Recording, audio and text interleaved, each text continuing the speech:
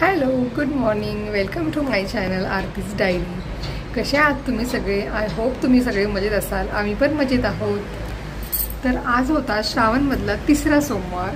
तर मी त्यासाठी छान रेडी झाली आहे. आता मला पूजा करायची आहे आणि नुर्वीसाठी टिफिन पण बनवायचा आहे. तर मी विचार करत होते नुर्वीला साबुदाणा देण्यापेक्षा रवा आणि डाळीच्या पिठाचा डोसा द्यावा, कारण ती मागच्या वेळेस जरा टिफिनमध्ये दिला होता तेव्हा तिने फिनिश करून आली होती. म्हणलं बघू ह्यावेळेस पण केली तर, म्हणून आज म्हणलं की तिला तेच देऊया आणि आमच्यासाठी साबुदाणा बनवते. आणि जर तिला साबुदाणा खायचा असेल तर मग दुपारी स्कूलमधून आल्यावर पण ती खाऊ शकते. रात्रीच मी आमच्यासाठी साबुदाणा भिजवला होता आणि त्यानंतर सगळ्यात महत्त्वाचं काम असतं ते म्हणजे देवाच्या तिथला लाईट लावणे. रात्री आम्ही रोज लाईट बंद करून झोपतो. त्यानंतर नुर्वीला सकाळी उठवत होते, तिची तयारी करून द्यायची होती. मग तिच्यासाठी नाश्त्यासाठी मी रवा आणि बेसनचे धिरडे बनवते. आम्ही धिरडे म्हणतो किंवा तुम्ही डोसे पण बनवू शकता. तर इथं लसूण, जिरे आणि कोथिंबीर याला छान कुटून घेतलं आणि ती पेस्ट त्याच्यामध्ये आपण टाकून घ्यायची, कारण की चव एकदम छान लागते त्या डोस्याची. आणि पाणी तुम्ही डोशाला जसं आपण स्लरी बनवतो तशा प्रकारे बनवून घ्यायची. चवीनुसार मीठ आणि हळद टाकून घेतलं आणि 15-20 मिनटं याला रेस्ट करण्यासाठी ठेवायचं, म्हणजे जो रवा आहे तो चांगला फुलतो. हा जो पॅन आहे हा बरेच दिवस झाले माझ्याकडे होता, यूजच झाला नव्हता. म्हणलं आजपासून यूज करूया. आणि नुर्वीला हा डोसा पण आवडतो आहे, तर मग छोटे छोटे असे डोसे बनवून दिले तिच्यासाठी. आता हे जे डोसे आहेत तर त्यामध्ये तुम्ही बारीक चिरून बऱ्याच साऱ्या भाज्या टाकू शकता. कांदा, टोमॅटो, कोथिंबीर, हिरवी मिरची, त्यानंतर आपलं शिमला मिरची किंवा जे काही असेल ते पण तुम्ही टाकून ते छान असे हेल्दी असे डोसे तुम्ही नाश्त्यासाठी पण खाऊ शकता. हा छान ऑप्शन आहे सकाळच्या नाश्त्यासाठीचा. तर नंतर मग मी पूजा करायला घेतली होती. तर सगळे देव वगैरे धुवून घेतले आणि देवाचा छान अभिषेक पण केला महादेवाचा.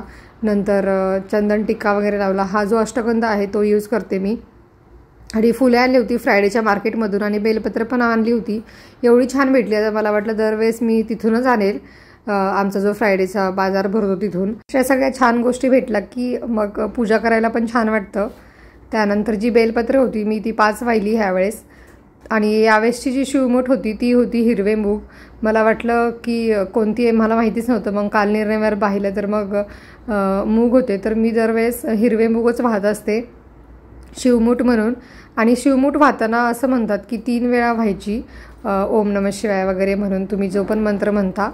तर अशीच मग शिवमूठ पण वाहून घेतली. छान अशी महादेवाची आरती पण केली. आणि महादेवाची आरती दर सोमवारी आपण करत असतो. म्हणजे श्रावणामध्ये नेहमी तर आपली गणपतीची आरतीच असते किंवा श्रीकृष्णाची आरती असते. तर मग श्रावण महिना त्यामुळेच मला खूप आवडतो महादेवाचा. छान एकदम मस्त वाटतं.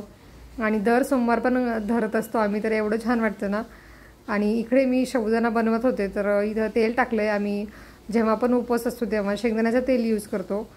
जिरे टाकले फोडणीमध्ये आणि हिरवी मिरची टाकली. आणि जो बटाटा होता तो मी मोठ्या किसणीने किसून घेतला होता. कधी कधी मी अशा प्रकारे पण खिचडी बनवते, म्हणजे व्हरायटीज ऑफ साबुदाणा असं म्हणू शकता तुम्ही. तर झाकण ठेवून छान परतून घ्यायचं त्याला. शिजला बटाटा की मग जो साबुदाणा भिजवला होता तो टाकून घेतला. त्यानंतर कोथिंबीर टाकली, मग चवीनुसार मीठ पण टाकलं. आणि हा मी साबुदाणा खिचडीमध्ये दरवेळेस थोडीफार साखर टाकत असते, म्हणजे छान चव लागते. छान सगळं मिक्स करून घ्यायचं, परतून घ्यायचं बराच वेळ. त्यानंतर अर्धी खिचडी परतून झाली की त्यामध्ये आपण जो शेंगदाण्याचा कूट बनवलेला असतो तो टाकायचा. शेंगदाण्याचा कूट टाकताना तुम्ही थोडा जाडसर किंवा थोडा बारीक तुमच्या ह्याच्यानुसार टाकू शकता. कधी कधी मी जाडसर टाकते तर कधी एकदम बारीक टाकते. तर हा व्लॉग मी इथेच एंड करते. असा होता माझा आजचा तिसरा श्रावण सोमवाराचा छोटासा व्लॉग. कसा वाटला कमेंटमध्ये नक्की सांगा. भेटूया आपण नेक्स्ट व्लॉगमध्ये. तोपर्यंत बाय बाय.